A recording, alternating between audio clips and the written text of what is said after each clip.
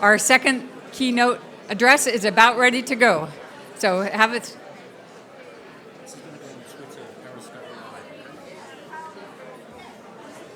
Will you take your seats, please? I'm going to go ahead and start introducing. I'm Delinda Hanley, the Washington Report on Middle East Affairs news editor and executive director of the American Educational Trust. Dr. Hanan Ashrawi has broken through the glass ceiling that can prevent women around the world from reaching the top. She was the first woman to be elected a member of the Executive Committee of the Palestinian Liberation Organization in 2009. She served as the official spokesperson of the Palestinian delegation to the Middle East peace process from 1991 to 1993 and participated in the 1991-1992 Madrid Peace Conference. In 1993, Dr. Ashrawi founded the Palestinian Independent Commission for Citizens' Rights, PICCR, to investigate Israeli and Palestinian human rights violations, recording her experiences in This Side of Peace, a personal account which she just signed at lunchtime. In 1996, Ashrawi was elected and subsequently re-elected many times to the Palestinian Legislative Council. In 1996, she also accepted the post of Minister of Higher Education and Research. In 1998, Ashrawi founded and continues to serve as Miftah in the Palestinian Initiative for the Promotion of Global Dialogue and Democracy. It is not hyperbolic to say that Dr. Ashrawi has also broken through the Palestinian sound barrier, the wall of silence in America's media, which excludes Palestinian voices. She is the Palestinian Iron Dome. Whenever Israel sends warplanes, troops, and weaponized drones to attack her people, we can count on Hanan Ashrawi to be out there trying to stop the bombs and the Israeli propaganda. Her only weapon, her articulate, reasonable voice and demand for justice and fair play. She will address the Israel lobby and the peace process. Welcome, Hanan Ashrawi.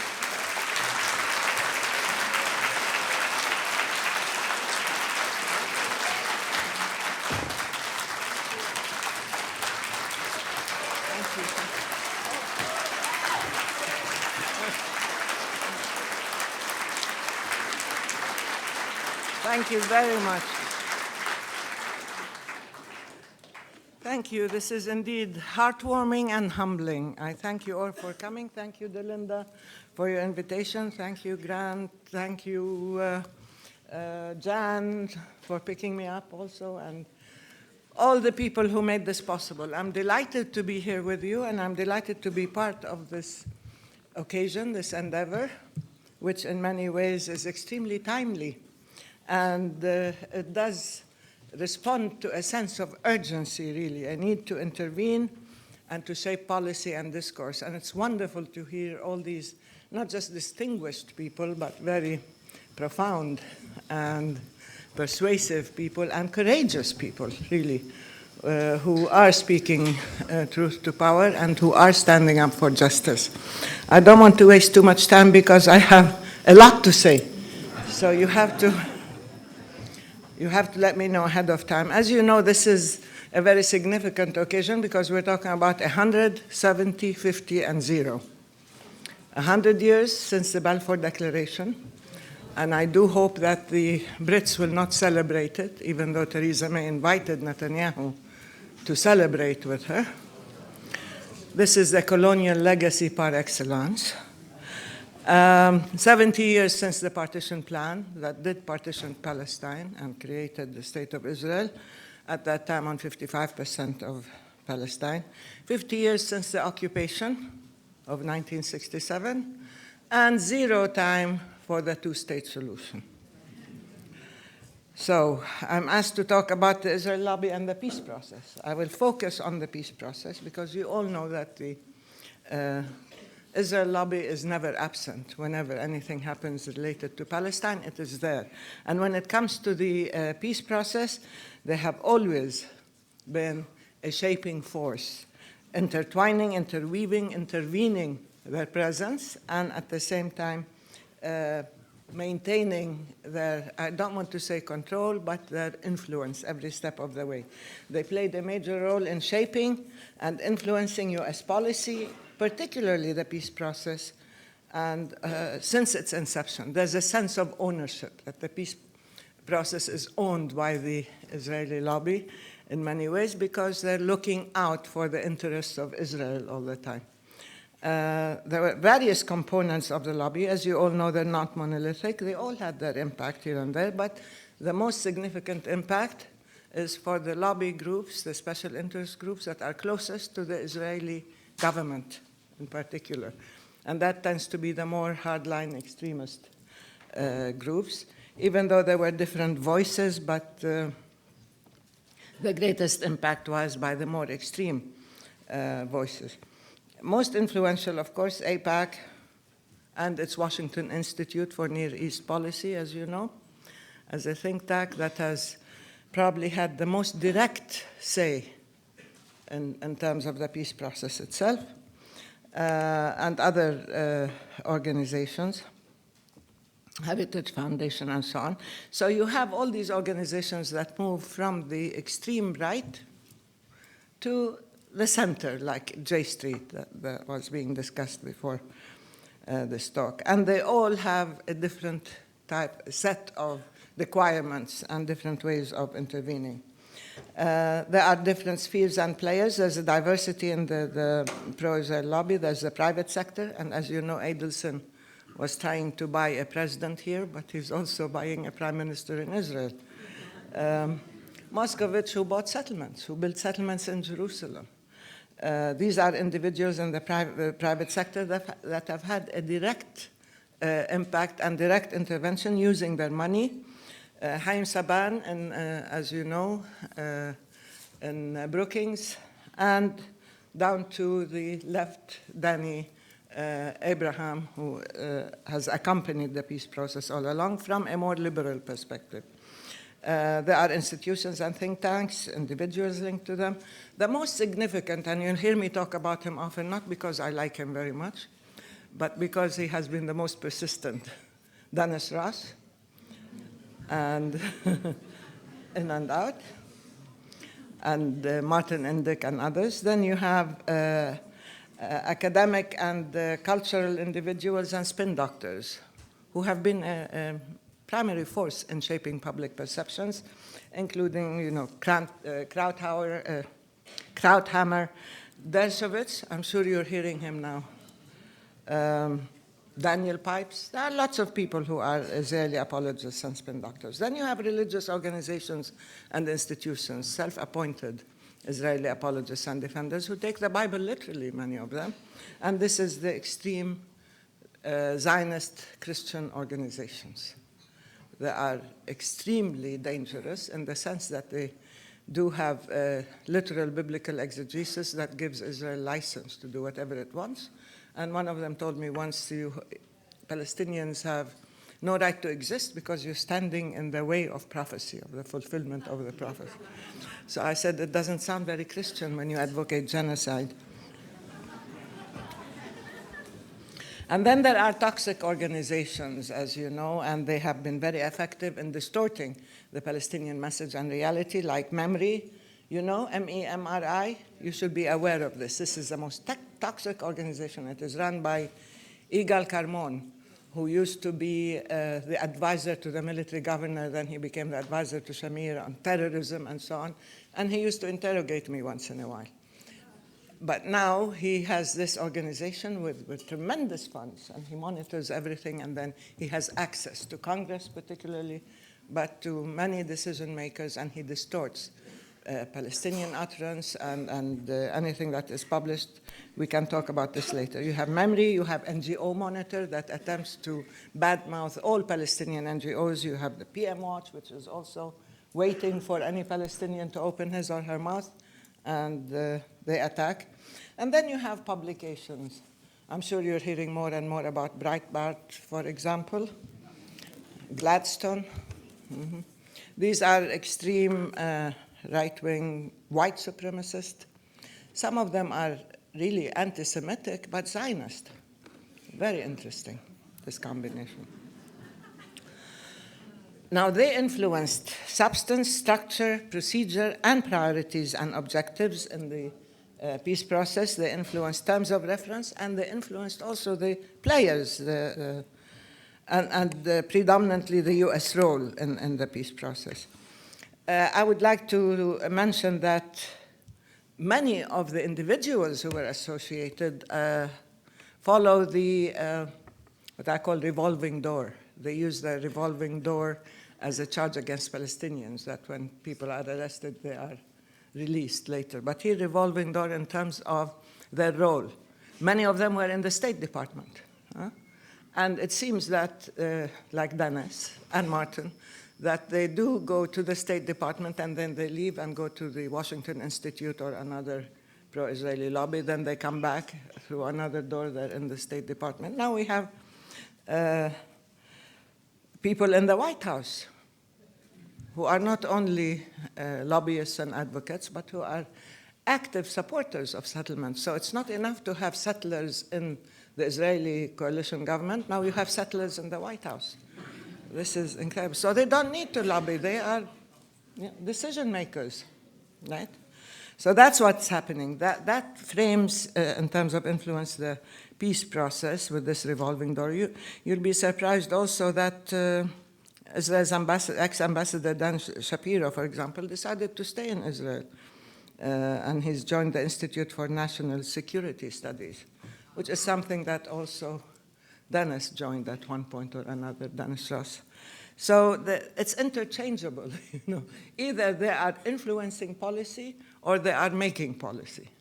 And that's why American policy was so distorted, because they played a significant role in framing and defining the discourse and perceptions, but went beyond that to manipulating the verbal public space, anything related to the peace process, and they generated a narrative based on myths and provided alternative facts. It's not Kellyanne who invented alternative facts. We've been victims of alternative facts all our lives, alternative realities. They've certainly willfully misled public opinion with their fabric. I don't want to go into details about the spin, about the hasbara, as they call it, but it has been very active in shaping public perceptions and hence attitudes. So a distorted pattern emerged that was totally weighted in favor of the occupation, generating a cyclical pattern, a vicious cycle, that totally subverted progress and led to the current impasse, which has been in the making for quite a long time, since the beginning. And they ensured that the peace process maintained its parameters within the domain of Israeli priorities and interests. So now we are back at the beginning. I wanted to read you a quotation which, from a paper in 1991, a position paper by the Washington Institute for Near East Affairs, and guess who wrote this? Martin Indyk. This is March 4, 1991, just before the peace process started, when President Bush and James Baker were preparing for the 1991 Madrid process. And some of the things he says, could have been said, are being said right now. That's why I call it a cyclical pattern. He says, Israel now has a golden opportunity to deal with an indigenous Palestinian leadership in the territories before the PLO phoenix rises again. It's true the Prime Minister leads an unruly coalition of right-wing and religious parties unwilling to countenance territorial compromise in the West Bank. But if there is a genuine offer of peace from the Arab side, outside in, he's acceptable to delivering a territorial compromise on the Golan Heights and an interim deal for Palestinian self-government, which leaves open the final status of the territories. This is the ongoing policy. All you need to do is go to the Washington Institute website, and you will find all these policy papers. Now, there's another one.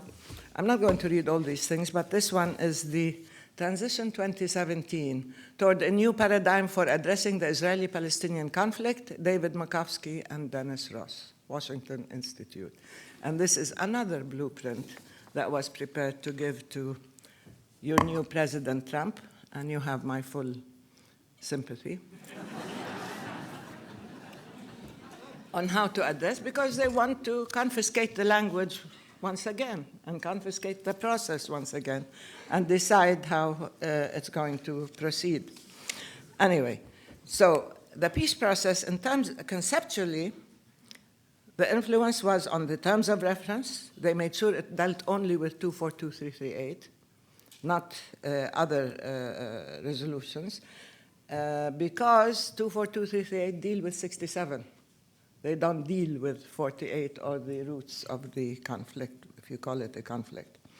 They also made sure that there was no reference to sovereignty or statehood for the Palestinians. No reference to the roots of the conflict, including the refugees and so on, 1948, 181, Resolution 181. No international law. It must not apply. Only what the parties agree to. In this asymmetry of power, where you have occupier and occupied, you go and talk and you agree, and we'll agree with whatever you decide. And of course, they used the Egyptian-Israeli Camp David Accords in order to define Palestinian objectives or rights as autonomous. We need autonomy, functional autonomy, or self-government for the people, as though the Israeli control is a given. And therefore you deal with self-government for Palestinians. No reference to Palestine as a country or the Palestinians as a people or a nation. You've heard this construct, Israel and Palestinians. It's never Israel and Palestine. It's never Israel and the Palestinians. It's Israel and Palestinians that we found by the wayside. You know? And again, I mean, look, Nikki Haley at the UN voted against Salam Fayyad, vetoed the appointment of Salam Fayyad as Deputy Secretary General to Guterres. Why? Because the appointment had the word Palestine. So we are guilty for existing. We are guilty because we have an identity. We are guilty because we are members of Palestine, the Palestinian nation. Now, of course, you've read Uri Savir's article on Madrid too, or Moshe Alon, his new article on let's give the Palestinians autonomy, or Netanyahu's speeches here and there, particularly in Australia, when he talked about transitional phases and functional approach. We will get to that later. But you have enough literature to see where they're heading with that. Now, on substance, the priority, of course, for the peace process was Israel's security. That was the primary objective. And Israel's security is defined in military terms and maintaining military control. Now, there is talk, if you want a demilitarized state minus or entity, then if you want a state minus, then it has to be demilitarized, and Israel has to have full military control, especially and control over the borders, the airspace, territorial waters, and with troop presence. And of course, they want the Palestinian Authority to be the security subcontractor. You know why Congress in its overzealousness wanted to cut off all funds to the Palestinians. There was a resolution, what's her name? I forgot her name. Anyway, she's the one who always comes up with these interesting resolutions about the Palestinian culpability a priori. Kay Granger. She's, any of you from Florida? You're really blessed with two. Kay Granger and what's her name, Russ Lehtinen. Yeah, the hyphenated name. It's obsessive with them. Anyway, but they've decided that they should cut off all funds from the Palestinians. Then AIPAC went to them and said, no, you can't cut off funds to the security forces. You have to keep paying the Palestinian security forces because they're good for Israel's security. Really? It's AIPAC that wanted funding for the Palestinian security force. So they want a subcontractor, and that to them is the primary function of any Palestinian security force. But also, funnily enough, this doesn't have to do with security, but I always like to say this, that the Congress in its overzealousness to protect Israel. Who was it? I think Jim was talking about how, or Nick, about how they are overzealous. Sometimes they want to outdo AIPAC, Congress members. Yeah, and their overzealousness to serve Israel and protect Israel, they took resolutions that gave us enormous power. They took resolutions that any organization which accepts Palestinian membership will be defunded by the US, and they will not pay their fees. They took resolutions that any convention or agreement that we accede to and so on will not be supported by the US. So what's happening? We told them, fine, we are going to join all of them. This means the US will be isolated because it will have to leave all of them.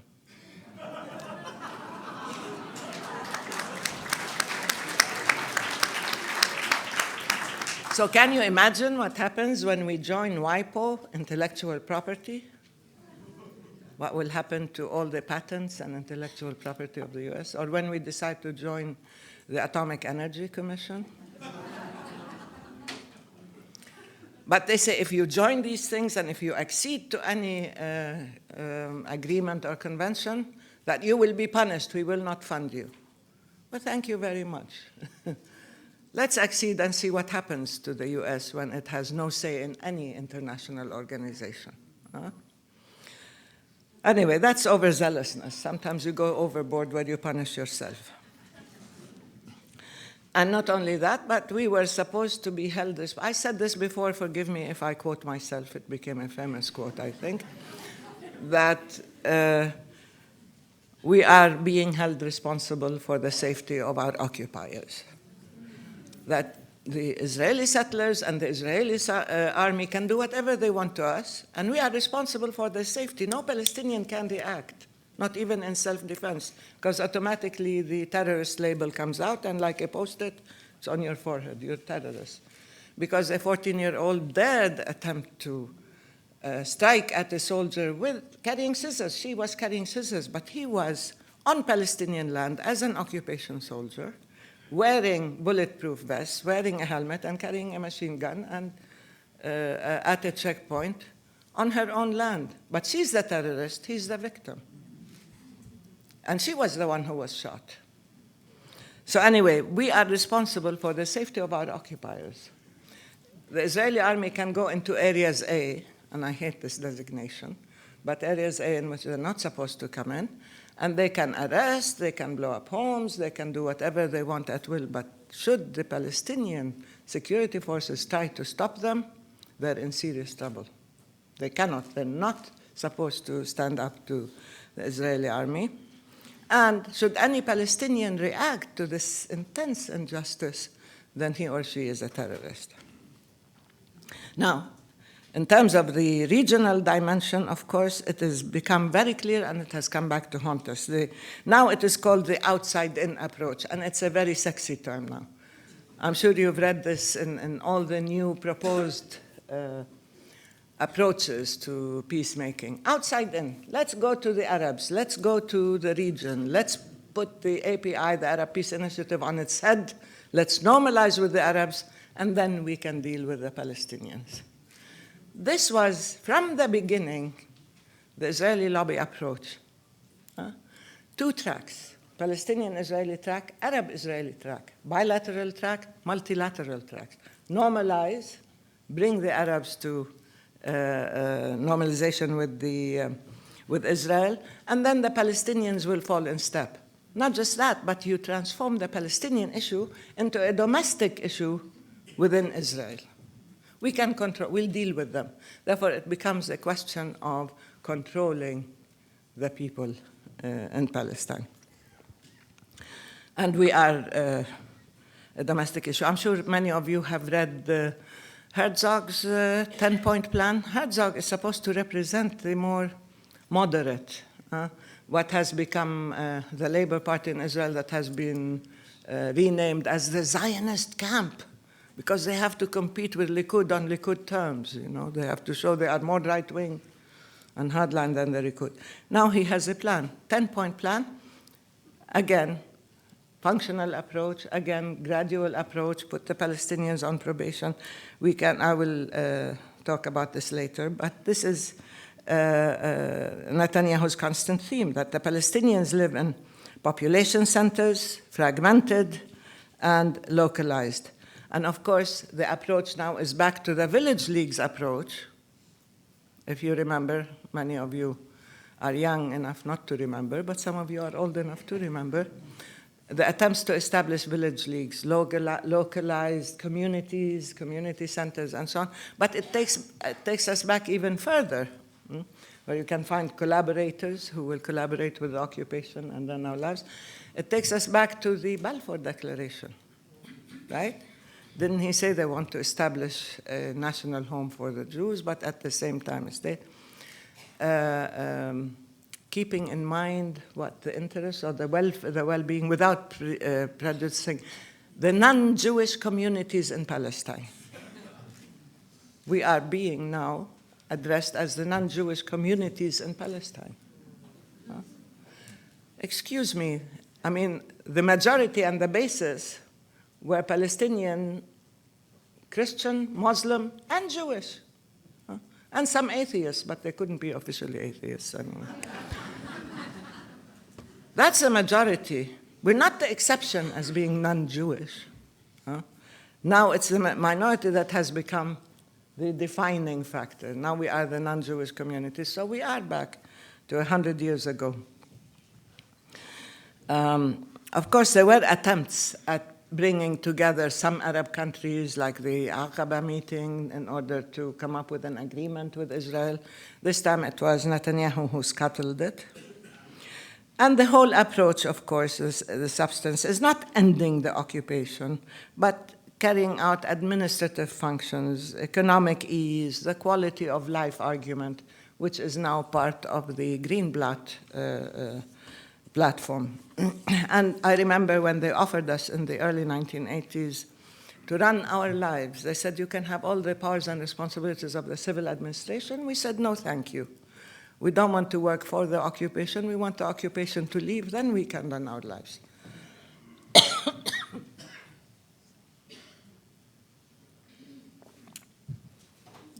Excuse me. So now this has become another focus. We are going back to the beginning and even pre-peace process. 4, maintain the strategic alliance between US and Israel. This was a constant focus of the peace process. And it was brought to bear on everything that was done in that context. It thus enhanced the power asymmetry and the imbalance until now. The features of this alliance was accommodate Israeli priorities and demands, adopt their own diction and perspective. I was going to say fiction. Yes, most of it is fiction and perspectives. Always frame the relationship in terms of the Judeo-Christian traditions. Remember? And shared values. So I keep asking my American friends, what shared values? The values of occupation, of enslavement of a people, of impunity, of oppressing a whole nation, of carrying out extrajudicial executions, of demolishing homes, of stealing other people's lands, and so on. Are these the values you want to share with Israel? Is this the Judeo-Christian tradition? I don't know. I mean, really. And to me, it's very strange, because automatically, the moment you find this fusion Judeo-Christian, you are excluding Islamic, Buddhist, any other tradition that does not belong to this club. And to me, Islam is one of the most tolerant religions because it doesn't deny the existence of the others. It builds on Judaism and Christianity, while Judaism and Christianity supposedly cancel each other out, don't they? Anyway.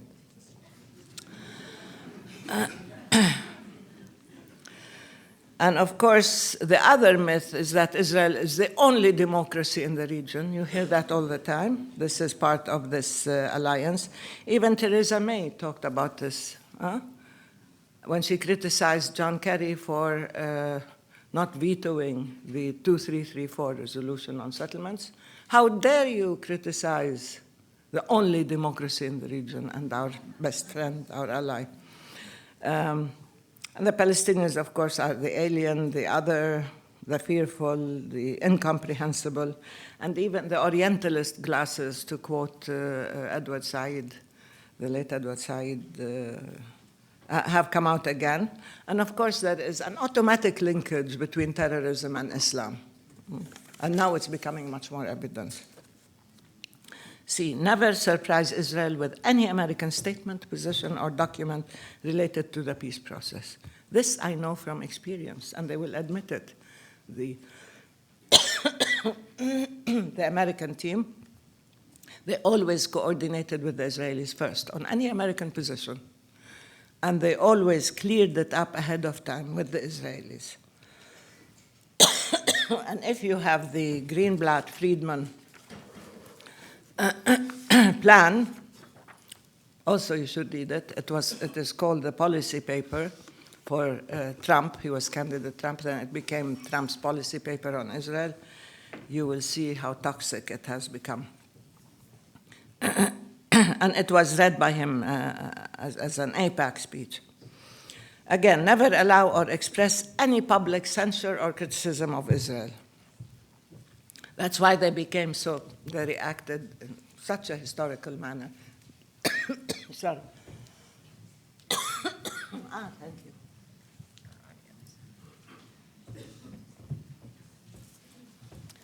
you. They waxed ballistic just for the mere fact that the US abstained on settlements, when a few years earlier they had vetoed a resolution on settlements, which violate international law and so on. Therefore, they're not used to accepting any kind of criticism or censure, let alone sanctions. Always use the positive approach with Israel. Incentives, rewards, advance payments, inducements, and so on. When we started the talks, they immediately got the Zionism is racism resolution nullified. You know that. And then they got diplomatic recognition, trade agreements, and so on. Another thing, of course, in incentivizing Israel, including Europe, and I can give you many examples how Europe used this approach too. Conversely, you use pressure, threats, and blackmail on the Palestinians. Exploit the weakness of Palestine and augmenting Israeli power and control.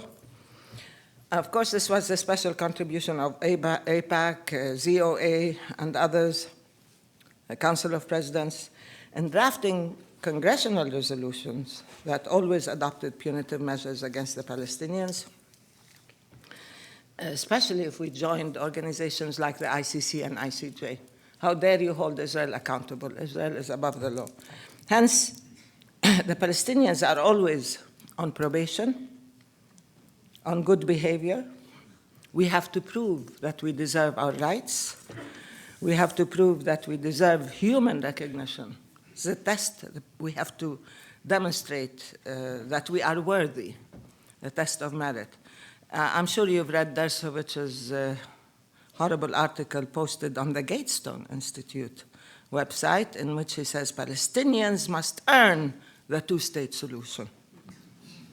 And of course, he proceeded to give a fake version of history. I have news for him. The Palestinians don't think that the two-state solution is a fair or just solution. It was a major, painful compromise by the Palestinians.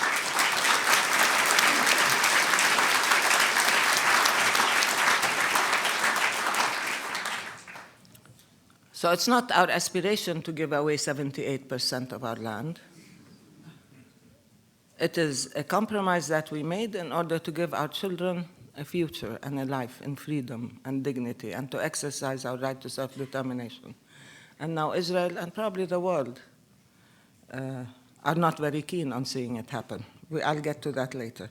Now, always blame the Palestinians in the blame game. I can give you many examples from the Clinton parameters. Even when there was discussion in Camp David in 2000, I was there. We were told, you will not be blamed. Give it your best shot. And I remember Yasser Arafat told them, we are not ready. The talks have not progressed enough to have a summit in Camp David. Clayton Swisher is here. I don't know if you remember, right? He said, we are not ready.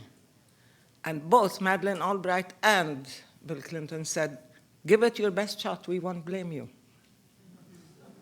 What happened later? The whole myth of the generous offer. Huh?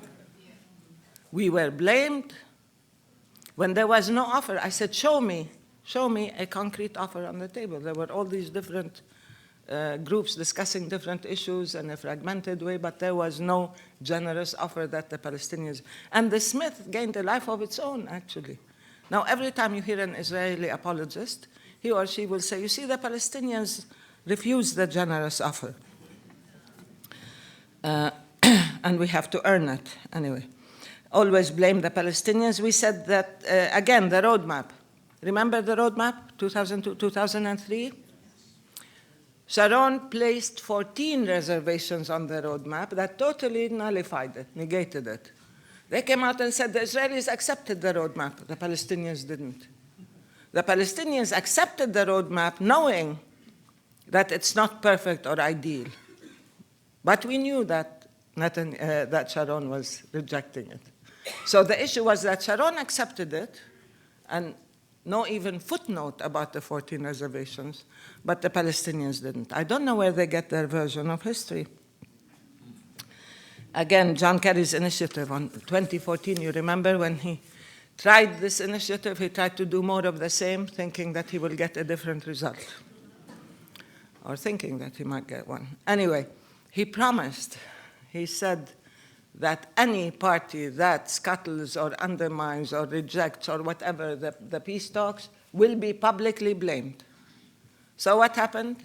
The Palestinians dutifully went to these negotiations, knowing full well that we took a decision not to go, frankly speaking, because there were no terms of reference, there were no clear objectives, there was nothing to tell Israel to stop settlement activities, to respect signed agreements, to release prisoners, and so on. And John Kerry said, try your best. And he was given a verbal promise, an oral promise by the Israelis, that they will minimize settlements, that they will release prisoners. So what did they do? Immediately they escalated settlements, they escalated violence, they shot a few people on checkpoints, and then they refused to release the last installment of prisoners. So where is the blame? Both sides. They're not ready. What? The Palestinian leadership lost its constituency for going to these negotiations when they weren't assured of the substance and outcome. And the Israelis deliberately violated their commitments and obligations, and they weren't blamed.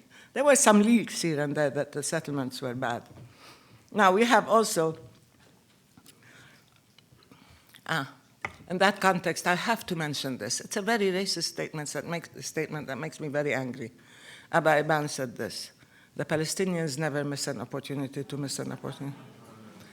It has been used to bash the Palestinians and to feed these misconceptions and distortions forever.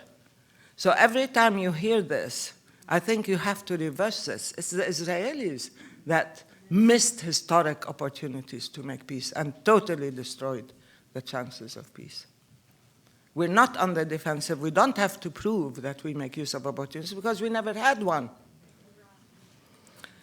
And of course, the other terms, you know, like the leitmotifs of our reality have been shaped by the Israeli lobby, like Hamas rockets raining down on Israeli towns and villages. Have you heard this?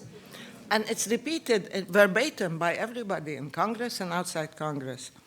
Nobody asks how many did they kill, and nobody asks how many Palestinians were killed by the Israeli army, and nobody asks about the siege and the assault and so on.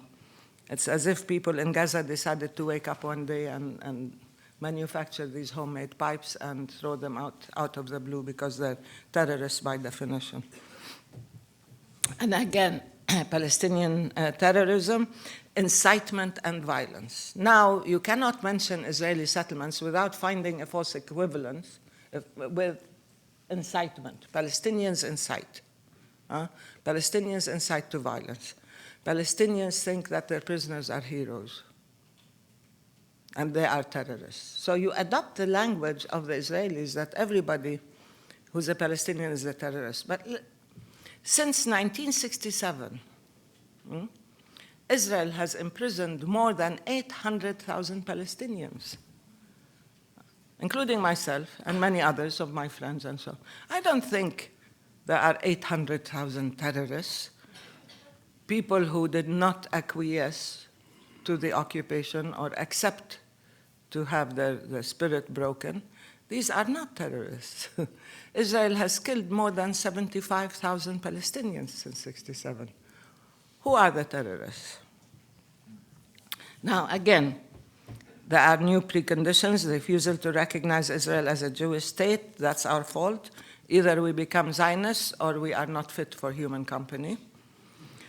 Again, any criticism of Israel is conflated with anti-Semitism. You've heard this before. So this is one way of censoring and silencing criticism.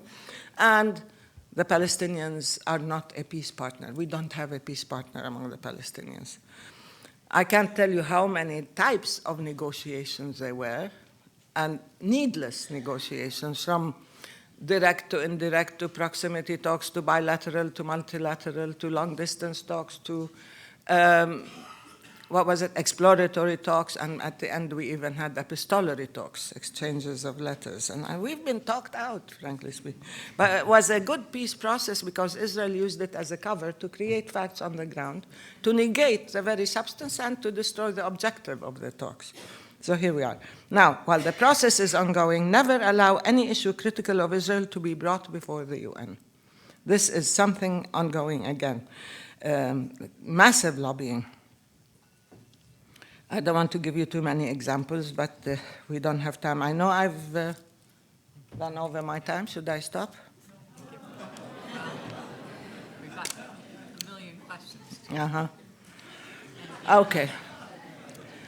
So use the veto and at the same time protect Israel's impunity, enable Israel, but maintain Palestinian vulnerability. We shouldn't have access to international organizations or international law to protect our rights and our lands, but Israel has the full right to act outside the law. No sanctions or punitive measures from any party on anywhere, no accountability, and so on. And this generated a culture of entitlement, exceptionalism, preferential treatment, and privilege in Israel, which in itself justifies the subjugation, discrimination, violence, and total captivity of the Palestinian people, and especially the continued military assaults on Gaza. Because Palestinian lives in Gaza have been reduced to abstractions. They are numbers. They're not human beings.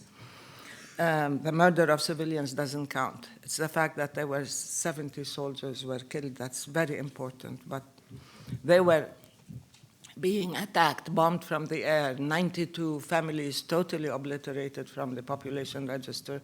It doesn't matter.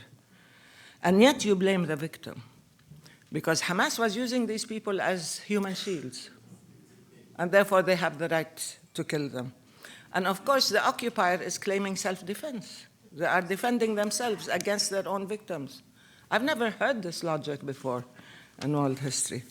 Then, the structure and participants. The Palestinian-Jordanian delegation, as you know, now it's back again.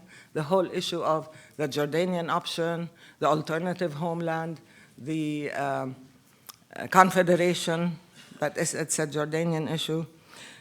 When they said no Palestinians from the PLO and no Palestinians from Jerusalem, that's precisely because they didn't want a national address for the Palestinians, a localized address. Village leagues, communities, and so on, but not the right to self-determination and not Jerusalem. Again, there was a division of labor. I will skip a few things, but that the US is in charge of the political process, but Europe and the Arabs are in charge of signing checks. So the decisions, political decisions, are up to the US. It's a monopoly. And the others have to work on nation building, because you see, we have to prove that we deserve a state, even though it is a right enshrined in international law, the right to self-determination. And again, proof of merit. even then, for the US to participate directly in the talks, it had to get Israel's permission. They couldn't participate unless Israel invited them to participate or asked them to participate with their approval. So Israel positioned itself as a gatekeeper to the peace process. And the Europeans followed step. They always had to give them inducements and advance payments and rewards and so on to allow them to play a role. If you are the occupying power and you are the gatekeeper, what kind of peace process is this? Where you exclude others. Procedurally, the phased approach, conflict management, open-ended process. You can look at all these documents I gave you. And of course, the deal, we had to deal with administrative, technical, peripheral issues first, postpone the real issues, and get no guarantees on that. No mechanisms for arbitration, monitoring, and verification, although all negotiations should have those, even though I still believe negotiations between occupied and occupied are illegal. They violate the Fourth Geneva Convention, by the way. And it has to be done between equal parties. But when you have a situation of occupation where one party exercises total control over the others, any agreement will be illegal because it will be reached under duress and with undue influence and force. And then the whole issue of pocket and proceed. This is happening with things like the land swaps. There was never any agreement on a land swap, but somehow they decided that, yes, land swaps, because they want to keep the settlement blocks no matter what. All settlements are illegal, whether they are blocks, or whether they are outposts, or whether they are mobile homes, or whatever. They are all illegal. So we never agreed to having settlement blocks as being legal or remaining. Now they talk about it as a foregone conclusion, or that there will be land swaps. It was very difficult to accept the 67 boundaries. Now we have to give away Jerusalem, the Jerusalem environment, Ariel, Gush Etzion, all these. So they pocket and proceed, including the issue of refugees, by the way. And the process is a process for its own sake.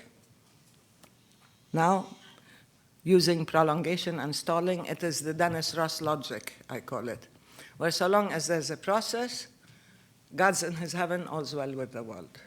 Let the two parties speak. And then Israel can do whatever it wants on the ground, which is an endless process. And it became an abstraction, it became a tool for Israeli power and expansionism and so on, and a cover for the occupation. So negotiations became an objective, not a tool to get somewhere. Now we are back at the beginning, as I said.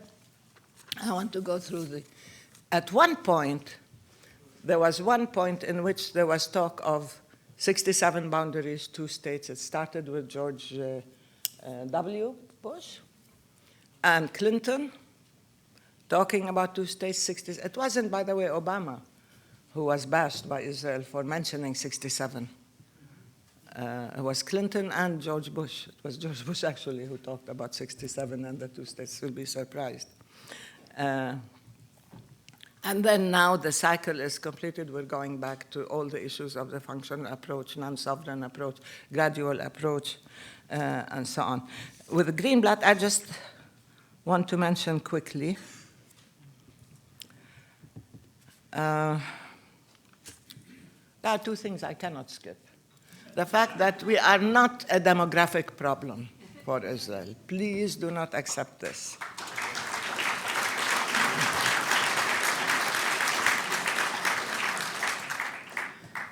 We are a nation with our rights, with our history, with our culture, and we abide by international law. And I don't believe any other country in the world is allowed to discriminate against a people because it wants to maintain the ethnic or religious purity of its own entity at all. So we cannot be a demographic problem to scare the Israelis into giving us our little statelet or state minus, as they say. Now, they are busy superimposing Greater Israel on historical Palestine. Okay, what are the options if they destroyed, and they are destroying the 2-state solution? Is it the ongoing state of apartheid that exists? And of course, they again, they wax hysterical when people describe them as being apartheid. Note what happened to Rima Khalaf, because now the UN is echoing the language of Israel at the behest of Netanyahu and Danny Danon and all these people who formulate that language. You cannot use, if this situation will continue, then it will run its course as an ongoing, perpetual occupation, conflict, extremism. Or are we going to have a qualitative shift? Maybe we need to de-Zionize Israel rather than Zionize the Palestinians.